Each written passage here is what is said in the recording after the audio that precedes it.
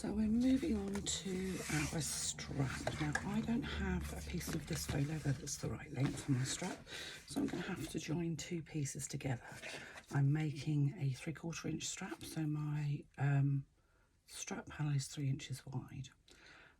You need your strap panel, whatever width of strap you're making. If you're making a 4-fold strap, which is what we're making here, you need your original strap panel to be 4 times the width of your finished strap. Now if you're using really thick faux leather or really thick like tweed or anything like that, it's always actually advisable to make that, to reduce that by about 3/16 of an inch, just because the thickness will make it bulk out. So if you wanted an inch wide strap, you would reduce that 4-inch measurement by about 3/16 of an inch, no more than that. Ideally less than 1/4 of an inch.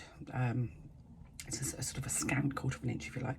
It just allows a little more room within hardware if you're using very thick faux leather or very thick tweed. In this instance, I haven't reduced it at all, so my panel is 3 inches wide, and I'm just going to double check now I've said that. It is actually 3 inches wide. And I'm going to take the two panels and I'm going to lay them right sides together with the ends being at sort of right angles to each other. So I've created an L shape, and I'm just going to pop a couple of clips in to kind of hold that in place. Now I'm just going to make a little mark where this bottom edge is on this sort of part below, so I can see that it's exactly the right place. Either that, or I could have measured 3 inches from that top corner and made a mark.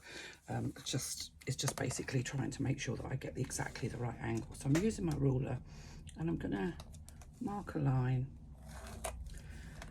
that goes from the top corner here of this top left hand corner of the top piece to the mark that I made that's 3 inches down. Now if I'm using a 4-inch wide strap panel, then the mark will be, I've got something on my glasses, the mark will be 4 inches down. If I'm making a 1.5 inch wide strap panel, then the mark will be 3 inches down.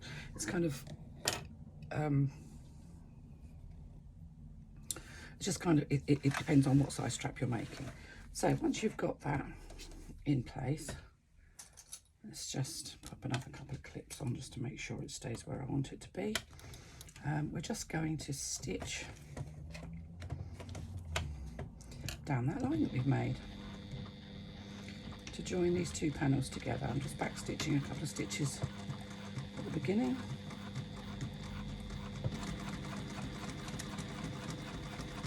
So you're keeping the two panels at right angles to each other and they're right sides together.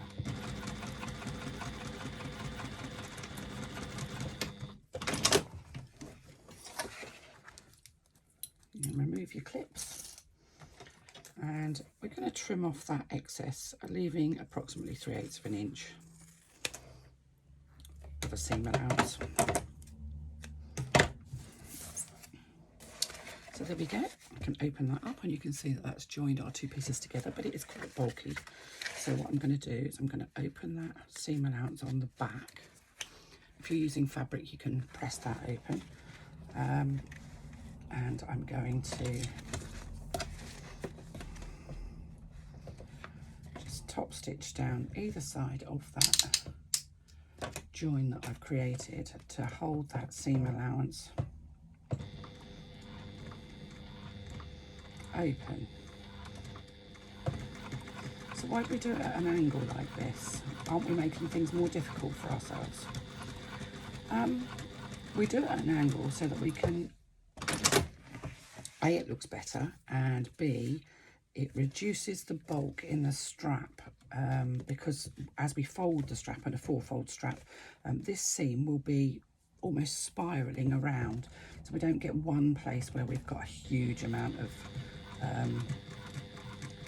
extra thickness, which makes the strap, first of all, it makes it difficult to top stitch. Second of all, it makes it incredibly hard to get through hardware, and it just doesn't look nearly as attractive. Whereas this, if you look at shop bought bags that have got extended straps, and a lot of them do have straps that are actually made from 2 pieces of faux leather, whatever, they'll be done in this way. So they'd be done at an angle like this. So that's how we create a much longer strap from 2 shorter panels.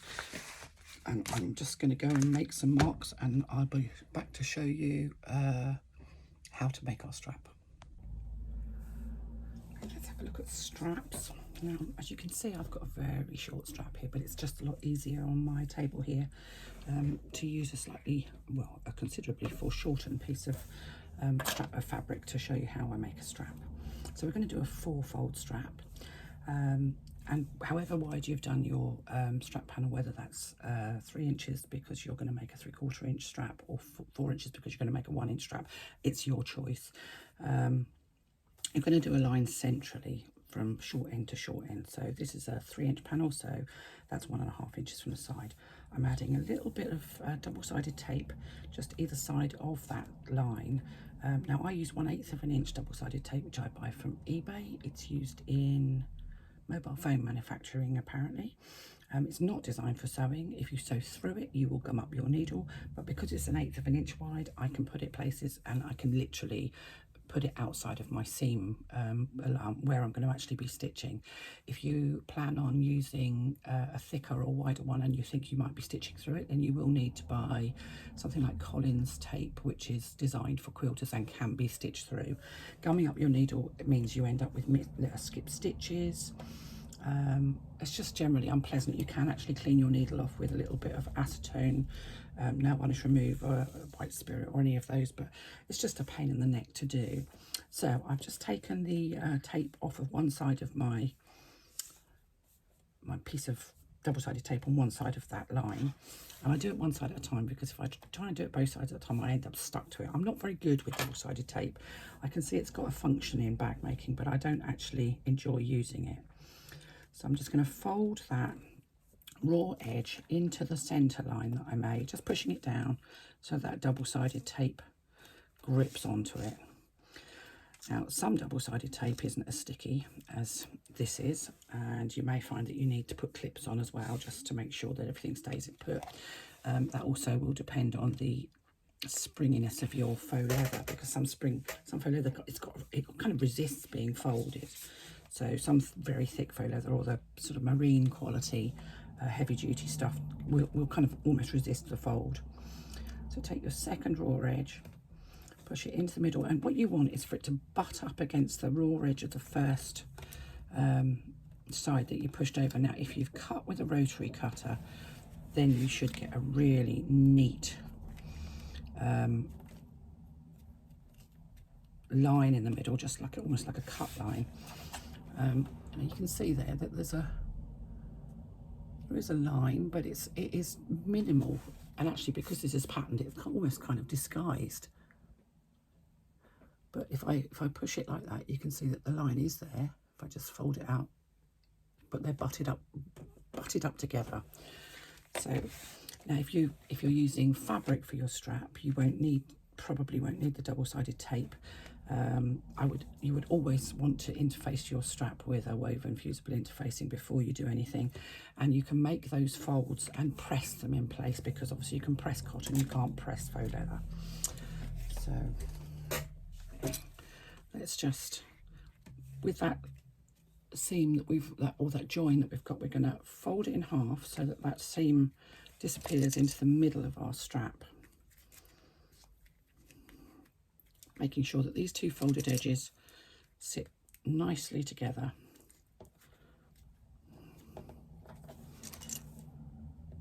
And just clip all the way along.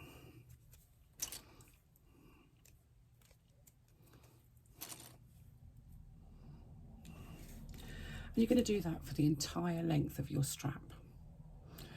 Obviously, this is a very short strap for a very short person, but for however long you want your strap, whether you have that with or without a tri-glide or a slider on it, you can use the tape measure around the body method to figure out how long you need your strap. And then once we've done that, we're going to top stitch down either side. I am just, however, going to change my bobbin, because I know my bobbin's almost run out, so I need more bobbin thread. So I've refilled my bobbin.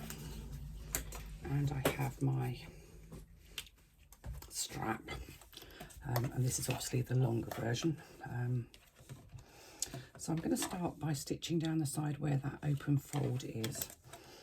Now there's no right or wrong amount of clips to put on this, and it is really very much a personal preference.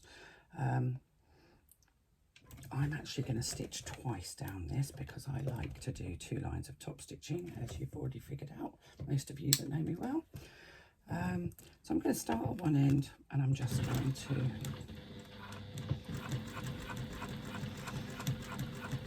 do my line of stitching, and I'm using a 1/4 inch seam allowance, and let's just put my thing there. Now I have my strap, you can't see this, but it's actually up over my shoulder, so it's heading off over behind my shoulder, which means that when I'm feeding it in, it's coming straight into the machine.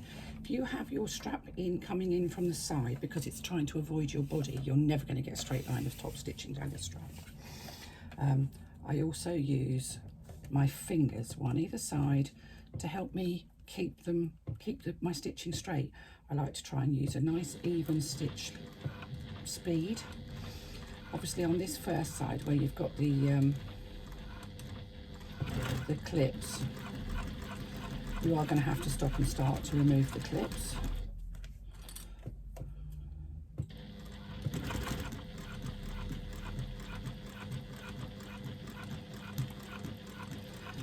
I've got a size 16 needle, universal needle, and a Teflon foot on my machine. I'm using Coats Moon thread. I'm only using a single strand of thread through the machine on this occasion. I know I do sometimes, or quite often, use two strands of threads, but this is actually a slightly thicker Coats thread. I got this from a friend who had something tucked away in her drawer, and I've been coveting it because I didn't have very much of it. I've never figured out where to buy it. I've never seen it anywhere else, not sure what it's called even, but it's a slightly thicker thread than the standard Coats Moon thread, so I can do 2 strands through the machine, but it looks fine with just the one.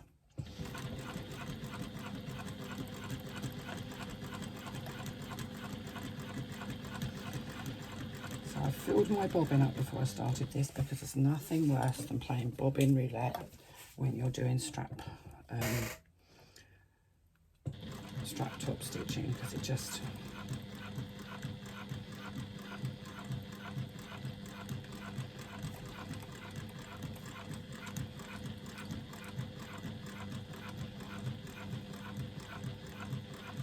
keep going all the way down, using a nice even speed on your machine. I have some people saying I can't stitch slowly on my machine. I don't have a speed control. Your foot is your speed control. If you take your foot off the pedal, it will go slower. Think about it like a car. If you take your foot off the accelerator or off the gas, if you're in America, you will slow down. You'll be going slower. Simple as that. The sewing machine is nothing different really when it comes to controlling. The only thing is you don't have a brake. You just take your foot off the accelerator with the sewing machine and it should, in theory, stop.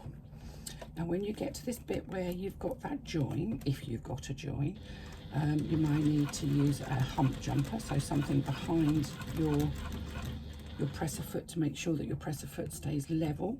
I know my machine can cope with this, so I'm not going to mess around with a hump jumper. If you've got really thick bulky seams there, then you can actually whack it with a hammer, a big rubber mallet, before you even start stitching. It's about knowing your machine and its capabilities. I can't tell you which machine will or won't do it. I only know what my machine will do. And being very familiar with my own machine doesn't make me familiar with anybody else's, sadly. So you have to learn to understand what your machine can and can't do. And they're not all made equal.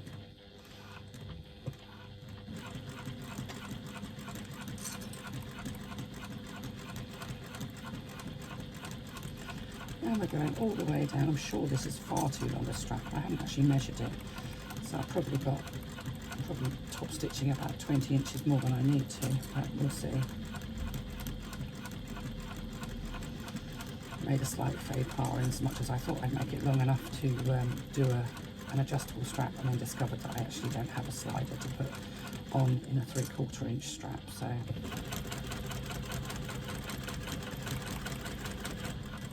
poor planning.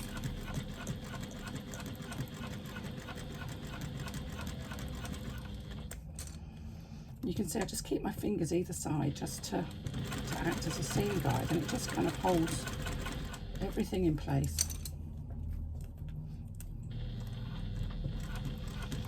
as you stitch.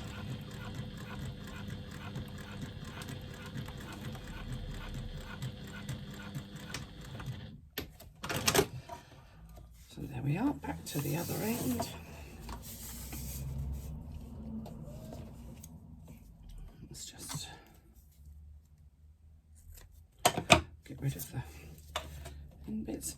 Now I'm going to start stitching my second side at the same end as I started stitching my first side. Why do we do that? So that we don't, if there's any stretch in the faux leather, and there may well be, the stretch is equal both sides. If you stitch one line of stitching from one end and one line of stitching from the other end, the stretch will be uneven, and what you end up with is a slight, almost like a puckering in the centre of your strap, and your strap will twist. It'll end up like a turkey twizzler.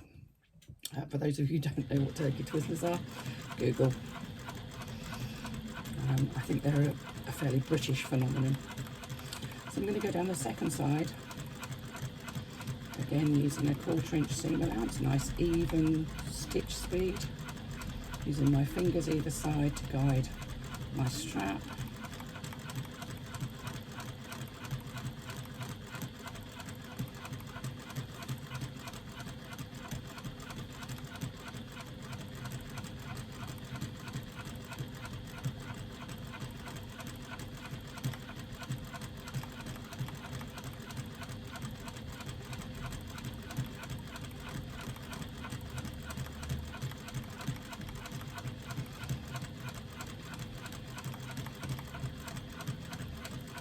Quite hypnotic doing this.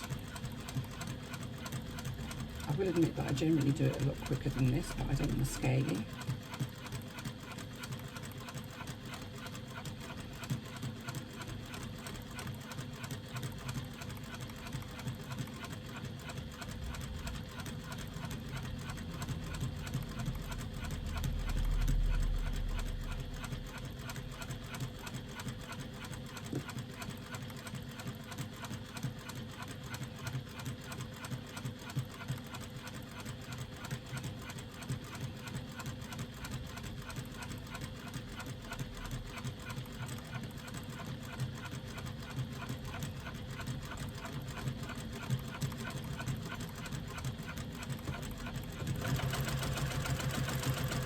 Let's put the speed on. That's it'll be all day.